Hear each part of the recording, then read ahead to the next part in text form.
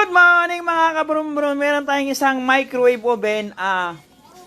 Magic Chips po yung pangalan ng microwave oven. Ngayon po mga kabrum-brum, ang sira po nito, magnetron. Ngayon, nung unang try natin siya, kapag tinitestira natin yung magnetron, tsaka body ground, wala naman siyang shortage.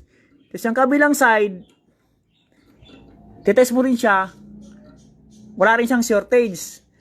Tapos, yung dalawang terminal niya, kapag i-test mo yan,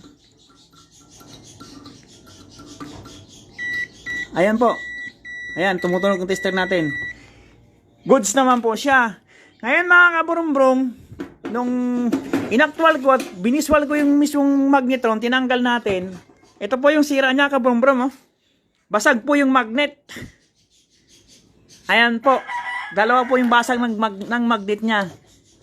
Yung isa ay medyo may crack na din yung isa. Magkabilaan pala ang kabrum-brum. Ito. Tsaka yung kabila. Ayan o. Kita po ba? Ayan po yung sira niya kabrum-brum. Kaya ayaw uminit ng na ito. Microwave na to. Bali, maghanap tayo ng magnetron na panibago nito. Papalitan natin siya. Alright mga kabrum-brum. Thank you for watching.